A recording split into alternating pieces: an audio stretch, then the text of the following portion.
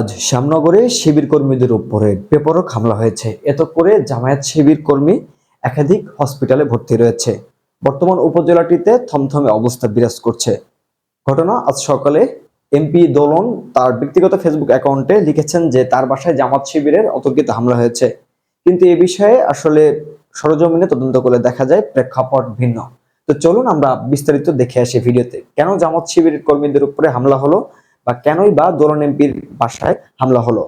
আসলে কি জামাত শিবির নাকি কোনো চক্রান্ত, বিস্তারিত ভিডিওতে জানার চেষ্টা করব।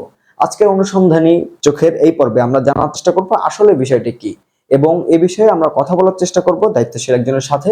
এবং 2 পর্বের প্রতিবেদনের প্রথম পর্ব সঞ্চালনায় আমি আকিবুজ্জামিন।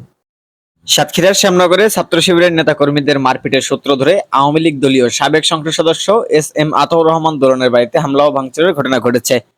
বৃহস্পতিবার 3 অক্টোবর দুপুরে 1টা থেকে বিকাল 5টা পর্যন্ত শ্যামনগর উপজেলার গুমান্তলি গ্রামে এসব ঘটনা ঘটে। খবর পেয়ে সেনাবাহিনী ও শ্যামনগর থানা পুলিশ ঘটনাস্থলে পৌঁছে পরিস্থিতি নিয়ন্ত্রণে নেয়। তবে দুপক্ষের পাল্টাপাল্টি হামলায় গোটা এলাকা জুড়ে তীব্র উত্তেজনা বিরাজ করছে। জানা যায়, বৃহস্পতিবার দুপুরে 1টার দিকে ছাত্র শিবিরের 15 থেকে 16 জন নেতাকর্মী দাওয়াতি কাজে জন্য আতাউল হক দোলনের বাড়ির দিকে সন্নিকটে গুমান্তলি ফাজিল মাদ্রাসায় যায়। এই খবর জানতে পেরে স্থানীয় গ্রামবাসী সংঘবদ্ধ হয়ে লোহার রড, হকি স্টিক এবং লাঠিসোঁটা নিয়ে শিবিরের নেতাকর্মীদের উপর অতর্কিত হামলা চালায়। এক পর্যায়ে গ্রামবাসীর চতুর্মুখী হামলায় ছত্রভঙ্গ হয়ে শিবিরের নেতাকর্মীরা ঘটনাস্থল থেকে পালিয়ে যায়। পরবর্তীতে সংগঠনের শীর্ষ নেতাকর্মী এবং নেতৃবৃন্দদের সহায়তায় গ্রামবাসীর হামলায় মারাত্মক আহত শিবিরের শ্যামনগর উপজেলা পশ্চিম শাখার সাহিত্য সম্পাদক আসাদুল্লাহ সাইদি, হুনিশ মহসিন কলেজ শাখার সেক্রেটারি আল শাহরিয়ার রোকন, পৌরসভা সেক্রেটারি আব্দুল আল সিয়াম সহ শিবির কর্মী মিরাজকে উপজেলা স্বাস্থ্য কমপ্লেক্সে ভর্তি করা হয়। প্রত্যক্ষদর্শী ভুক্তভোগী পরিবার সহ স্থানীয় সূত্র জানায়, নেতাকর্মীদের উপর হামলার খবর ছড়িয়ে পড়লে উপজেলার বিভিন্ন প্রান্ত থেকে শিবিরের প্রায় 300 থেকে 400 নেতাকর্মী উপজেলার সদরে জড়ো হয়।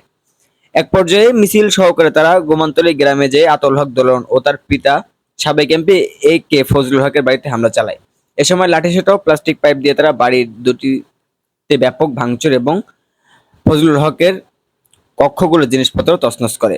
এ সময় বাইরে থেকে ছড়ে মারে ইটের আঘাতে আতাউল হক দোলনের পুত্রবধূ জলি মুখে আঘাতপ্রাপ্ত হন। সাবেক এমপি ফজলুল হক সাতক্ষীরা জেলা আওয়ামী লীগের সভাপতির দায়িত্ব পালন করছেন। ঘটনার সময় আতাউল হক দোলন ও তার পিতা ফজলুল হক বাড়িতে ছিলেন না।